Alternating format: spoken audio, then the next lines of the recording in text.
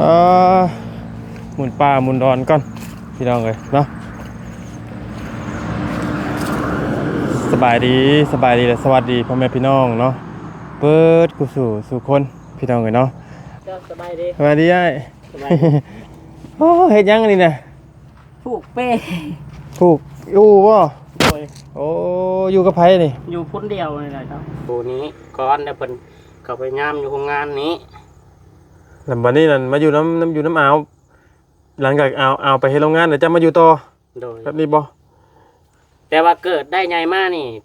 ว่าอ้าวอยู่ก่อนโมก่อนครูบัดดินตอนนี่หักบ่ฮู้ว่าดินไผเจ้าของเพิ่นก็บ่ได้มาแสดงตัวบ่บ่เคยเห็นอ้าวบ่ได้ซื้อน้ำในกินเด้อเนาะ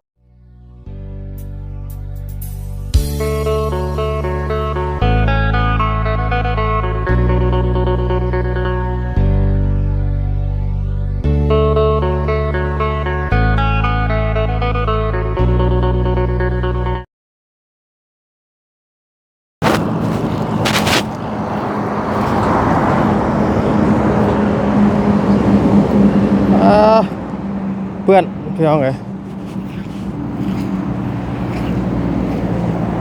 เพื่อนกับเพื่อนแน่เนาะกกอย่างงี้เนาะคักกะลีกกไงเนาะเป็นภูมิคักเลยเนาะหมุนป่าหมุนดอนก่อนพี่น้องเอ้ยเนาะสบายดีและสวัสดีพ่อแม่พี่น้องเนาะเปิดกูสู่คนพี่น้องเอ้ยเนาะพอดีทั้งหมดยาวกำลังที่เข้าไปสวรรค์พี่น้องเอ้ยแต่ว่าแวะหาอ้ายอันคนหนึ่งก่อนพี่น้องเอ้ยที่ทั้งบ่เสียงนำเสนอลงมือก่อนนั่นแหละเนาะโอ้ครับ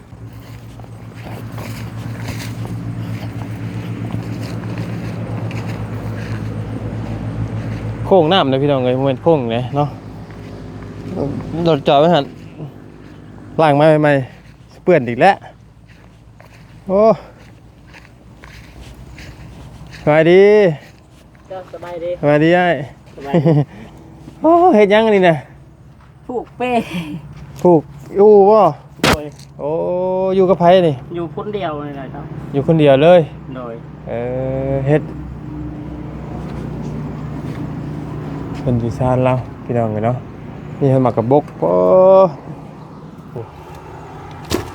พากินได้บ่หมากกระบกนี่ปลาได้นะ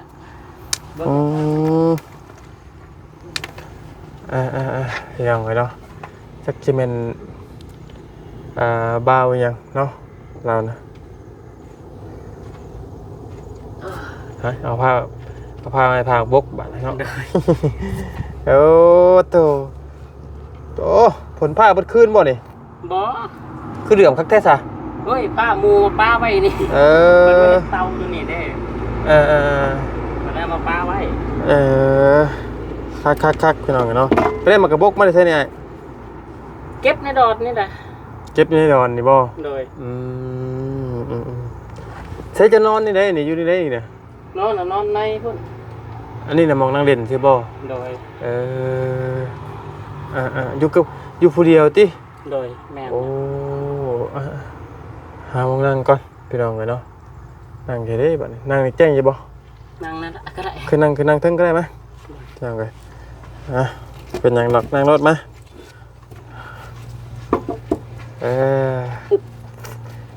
พอดีมีโอกาสพี่น้องไงผมมีหยังดอกมาเยี่ยมมายามซื่อเนาะมาเด่นน้ำซื่อผมมีหยังดอกอันนี้เจ้าอยู่ดินไผนี่นะบ่ฮู้เบ็ดอยู่ไปซื่อแล้วเจ้าของทีเขามาได้นี่กันนี้บ่ฮู้ว่าดินไผแล้วกระตูบนี่เป็นกระตูบไผตูบมันกระตูบปุ๊กเองให้พอปุ๊กพอเจ้าเองเหรอบ่โดยตอนนี้แล้วพอจะไปใช้จะตอนนี้เพิ่นไปลงไปเผาสวนเขาอยู่อย่างบรรทัดรับจ้างเนาะโดยแม่นไผแนะนำให้มาปลูกกระตูบอยู่นี่นะก็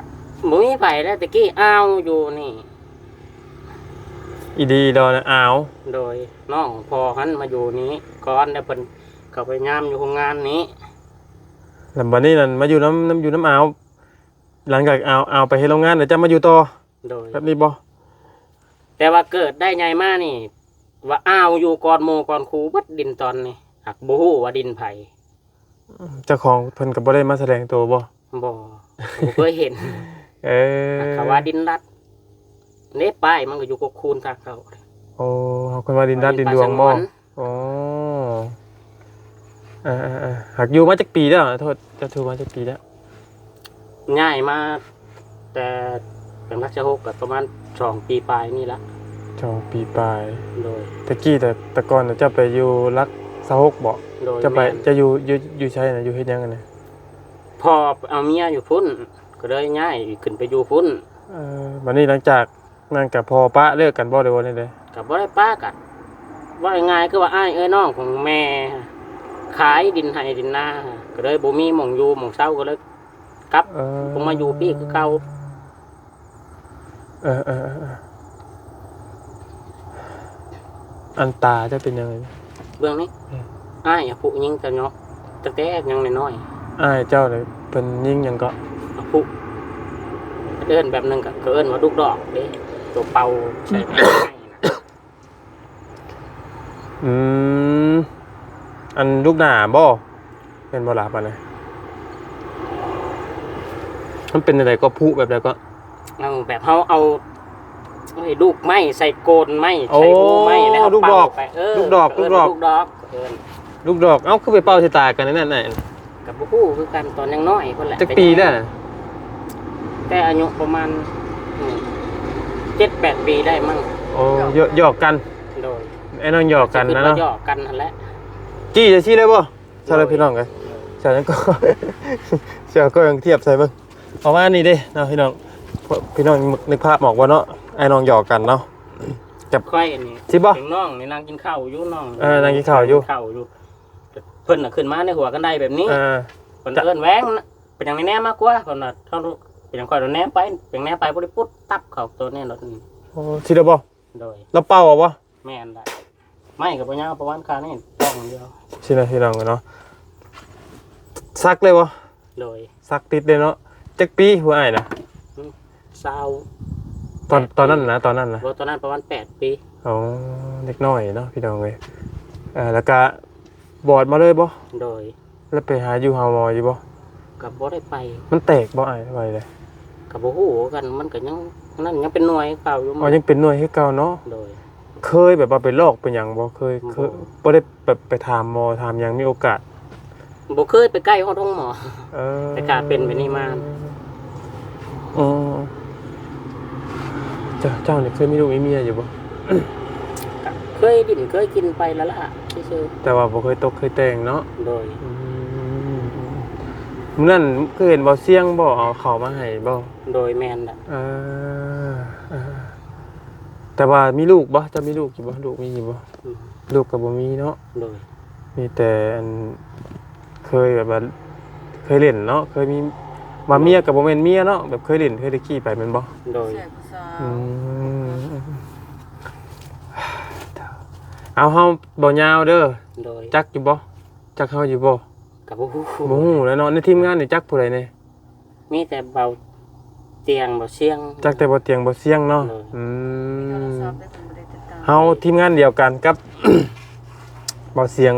บ่เสียงบ่เตียงบ่เสียงนั่นแหละอันเดียวกันเนาะก็ว่ามื้อนั้นก็ไปหาเราอยู่พี่น้องบ่เห็นเนาะคำว่าบ่เห็นนี่เจ้าไปไส บ่ดันก็มีแต่ลงไปหาพ่อลงไปดินเพิ่นนักเพิ่นอยู่พุ่น อืม เอื้อยลงมาแต่บ้าน แต่รักษาหกอย่างปลาชวนไป อืม ผมดินไปหัวโดนเทื่อดอกไปครับ ก็มีหมู่มีครูมาเล่นอยู่บ่นี่นะเจ้านี่ บางมื้อก็มีบางมื้อก็บ่มี หมู่น่ะมาได้ไสหมู่น่ะ ในบ้านนี่แหละ นิดบ้านนี่บ่ โดย เอ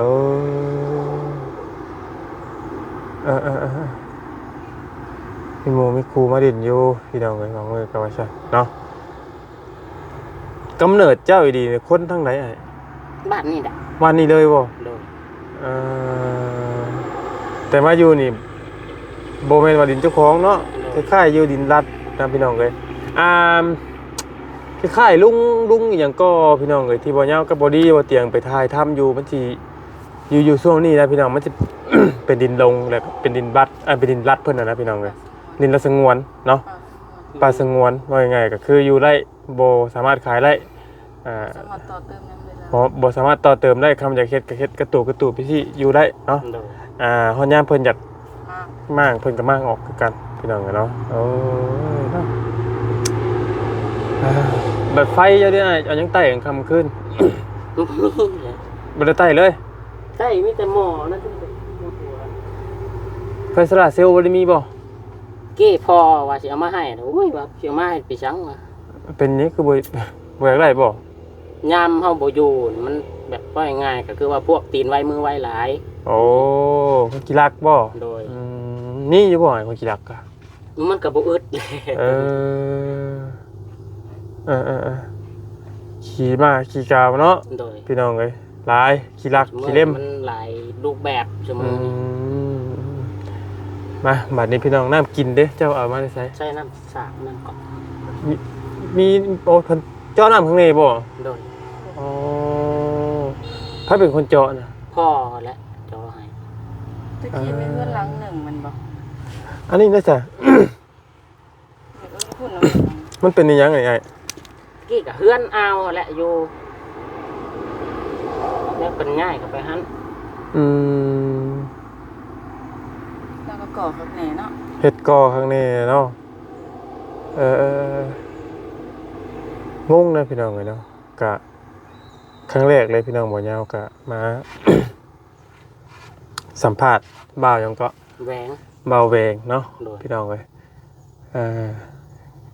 กลางค่ำกลางคืนก็หาก้านตักกะตอกตักกะแตนแทนนี้ได้เนาะพอได้ ไป พอ บ่ได้ กินบ่เห็นบ่ โดยหูตาเบิ่นหู อืมบ่เห็นเนาะ โดย เออ แบบเป็นตาพางเลย เออ เล็กเสียบข้างเมืองนี่ก็ เอ้าไปเฮ็ดนี่ได้นะ ไปเฮ็ดงานเฮ็ดเวียกก่อสร้างนี่แหละแล้วมัดลวดด้วยของเป็นของเล็กกันล้มกันแน่แต่ว่ามันบ่เสียบหน่อยตาไปชนแบบเล็กลวดได้เล็กชนลวดตัวมัดคาน เออ บ่ได้เสียบเขานี่ ส่วนลวดที่เฮามัดคานที่กิ้วๆเนี่ยพี่น้องเนาะนี่ประมาณนี้แหละเนาะส่วนลวดน้อยๆที่เฮากิ้วอันเวลาเฮามัดคานมันหยังแม่นบ่สิบ่ โดย ส่วนก็ได้น้อยใช่ไหมเนาะ เอ้ยพี่น้องเอ้ยเนาะตากระเบาะเรา น่าจะไปเสียมาเสียกันยากครอบหูตาบ่เห็นลุงเห็นเฮืองคือเพิ่นคือหมู่คือครู อยู่ผู้เดียวเนาะเราก็พี่น้องเอ้ยค่ำคืนค่ำงานมันก็นอนเนาะ โดย ไผเขามาหาจะทำบิดบ่เสียงบ่ บ่เสียง เออเพิ่นตั้งคำมาถามเจ้านี่บ่หรือว่าจะโทรหา เพิ่นตั้งคำมาถามนี่แหละ บัดเข่าเจ้าเอาไว้ใส่ เอาลงไปเมียนน้ำพออยู่พุ่น ยามมันเบิดแต่ไปตักเอาบ่ เด็กพอขึ้นมาส่งไง พ่อน่ะอยู่อยู่ยังเจ้ากินนี่ มันธาตุ อยู่บ้านธาตุป้าเตอไกลเติบเลยเนาะ แม่น เฮ็ดแต่ได้ไปเรามีรถถีบรถจักรบ่ เป็นไส้รถจักรได้มาส่ง ข่าวที่เอาไปเสี่ยงให้น่ะไปพุ่นบ่ โดยแรกๆไปพี่มีต้นกำสอบ ไม่ร้ายก็ยังเสียเนาะ โดย กระตูบแล้วกับฝนตกมานี่หัวอยู่บ่ไอ้ มองหัวมองบ่หัวแหละ บ่หัวเนาะน้ำกินน้ำไส้อันเดียวกันเลยบ่ โดยบางเทื่อก็ต้มกินเทื่อกันข้าวแน่ขั้นต้มก็กินเลย แบบเฮา มันบ่ท่วมบ่ทันนะเนาะ แบบเฮาโยกไว้ให้กีตกรมาตกนั่นก่อน แต่มันบ่ท่วมบ่ทันเลยกินเลย โดย บ่ว่ากันเลย เทื่ พี่ อ น้อง ก็ตรงน้ำฝนไว้ตรงไว้ก็เทื่อละตุ๊กสองตุ๊กก็แล้ว คือการพี่น้องเอ้ยทั้งบ่ยาวตะกี้กะเนาะอยู่ให้อยู่นะแต่กี้ก็กินน้ำไปธรรมชาติแบบที่แหละเนาะพี่น้องเอ้ยแต่มันเบิดหน้าฝนกันแล้วเบิดหน้าฝนแล้วก็ยากเติบแน่เนาะช่วงนี้กินน้ำฝนมันบ่แซ่บอยู่พี่น้องบัดหน้ามันน้ำก๊อกมันบ่แซ่บปานใดมันจะขิวทอบ่ได้ขิวบ่ มีแต่ตึกกินแต่น้ำค้ มีน้ำค่ำบ่อยู่นี่ ำมีแต่น้ำค้ำบัดเที่ยวแล้วนี่ แสดงบ่ บอกว่าเด้ บ่บกได้สิเนาะ โดย มาหวย ผู้ได้เดือนหนึ่งเดือนสองว่าดำบก อืม พูดลงไปกลายเป็นกระถึงน้ำได้ แม่นบ่ โดย คุณน้ำสั่งเอาก็ได้ไอ้พอได้กินเนาะ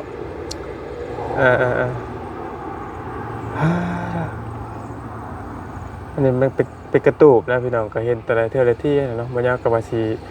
แบกเขามาเบิ่งเนาะพี่น้องเอ้ยเป็นพวกเสื้อผ้าน่ะเพได้ไปได้มาได้ไส มีแต่เอื้อยเก็บของที่อ้ายมาให้โตเพิ่นใส่บ่ได้แล้วเดี๋ยวเพิ่นซักเด้อเพิ่นมาส่งให้พอซื้อให้แน่เทอละโตสองโตไป เจ้าเนี่ยมีลูกพี่น้องจักคนนะเจ้านะ มาหลายอยู่แต่บ่รู้ผู้ไปจักไปทางไหนทางยาเพิ่นรักเลย พอจักปีได้พอนะ 75แล้ว ป้าเตอยังมาส่งข่าวลูกอยู่ โดย คือว่าได้เนาะพี่น้องเอ้ยเราก็ผู้นี้บัดจักปีแล้วเจ้านะ 28 18ปีเนาะก็ยังบ่เฒ่าปานใดเนาะพี่น้องเอ้ยแต่ว่าตายแล้วมันบ่เห็นเนาะ โดย พิการ ไปมาย่า พิการตายังมีใจพี่น้องเอ้ยเนาะอยากมั่วๆติข้างตีมันเห็นนะติ โดย ถ้าตกคำแรงมากเนี่ยยากเลยเนาะ แม่น จะได้ยังกินกับข้าวมื้อนี้เขาถามนะบ่ ต้มไข่ ต้มไข่ โดย ไปได้ไข่มาได้ใส่ล่ะ เป็นเดี๋ยวเดือนนี้เบาเชียงนั่นแหละมาเมื่อนั่นแหละ เอาเออ สิ่งที่สำคัญในอันครอบครัวเจ้ามันคือหยังตอนนี้นะ โอ้โห โมโห คือว่าง่ายๆคือว่าผมมีอย่างจักอย่างเลย เออ อย่างง่ายไปเรื่อย บอกยังไงคือบ่มีหยังเป็นของตัวเองทุกอย่างเลยนะเนาะพี่น้องเอ้ยโอ้ถ้าว่าสำคัญกับดินนอนตอนใหญ่ขึ้นซ่านนะเนาะพี่น้องเอ้ยเว้ากันตรงๆเลยก็ได้เนาะ โดย มองอยู่มองส้นมองเศร้าเลยเนาะ โดย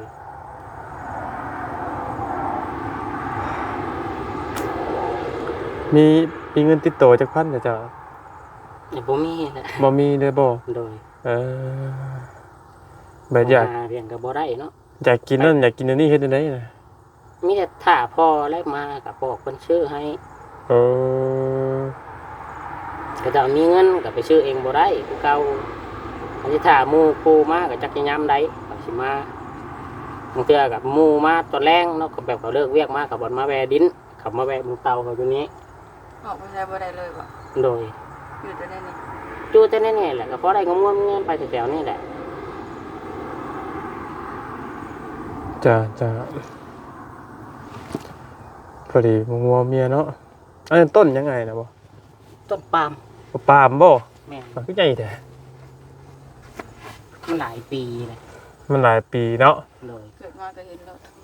เสียต้นปาล์มก็บ่ได้แล้วบัดนี้พี่น้องเอ้ยเนาะ เป็นต้นข้าวแล้ว มีหยังหรอกเข้ามาเยี่ยมเล่นน้ำซื่อๆเนาะพี่น้องเอ้ยบ่ได้หารับจ้างเกี่ยวข้าวเกี่ยวน้ำก็ไปบ่ได้เนาะ โดย ช่วงนี้ก็ช่วงเกี่ยวข้าวแล้วนี่พี่น้องเอ้ยเนาะของน้ำของในบ่ต้องถามถึงพี่น้องข้าวปลาอย่างเดียวสบายอยู่ของน้ำของในเนาะ สบายอยู่เนาะเป็นกระตูบพี่น้องเลยเนาะหลายปีที่กระตูบนี่บ่ ราคาเริ่มมาอยู่นี่แหละ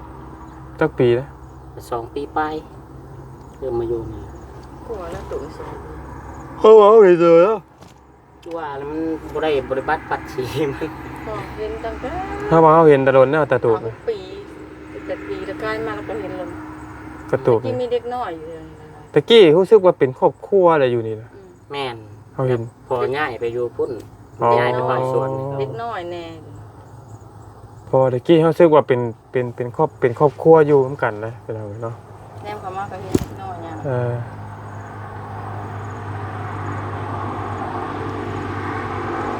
ไปมีแต่นั้นนะสายเด้อ โดย เขามาเยี่ยมมายามเด่นซื่อหรอกเนาะ โดย ไม่อย่างไรหรอกกะสู้ๆได้เด้อ โดย ตัวเอาเงินให้ไปพอได้ซื้อ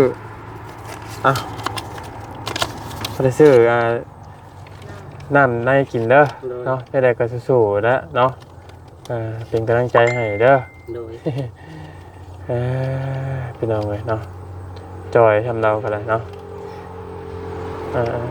ป้าไม่ได้นั่นเลยเถอะเด้อพักเดี๋ยวฉันมาออกไปก่อนเนาะ โดย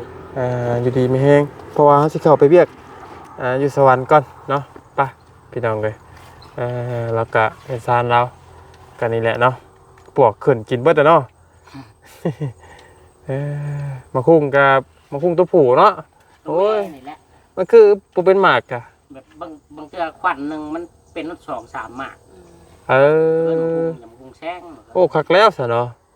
เออ มันก็หาเบิดวางใดวางหนึงนี่แหละ อ๋อ คุณลุงเพชรคุณลุงพุทธนะ ไป้าซะเนาะพี่น้องเลยดีๆไม่แห้งบัดกุศลทุกคนเนาะพี่น้องเลยพากันเข่าสวรรค์ก่อนพี่น้องเนาะก็เลยเข้ามาเยี่ยมวาวเอาเวงเนาะถือเรานะพี่น้องเลยโอ้ขอจิรอบ่มีบ่นี่เนาะ อันนี้ก็อย่างอื่น บ่ปานใดเนาะเราพูดหลังบ้านพูดเราปล่อยให้มันเป็นทางออกหน้าบ้านอยู่ดีมีแห้งบักกุศลทุกคนพี่น้องไปเนาะเจ็บป่วยได้ก็ไข่บ่มีเด้อพี่น้องไปเนาะอาจจะจัดออกไปทั้งปวงเนาะสำหรับคลิปนี้ผิดพลาดไปไหนมาย่างก็ต้องกราบขอโทษขออภัยด้วยพี่น้องเด้อเนาะสบายดีและสวัสดีเนาะ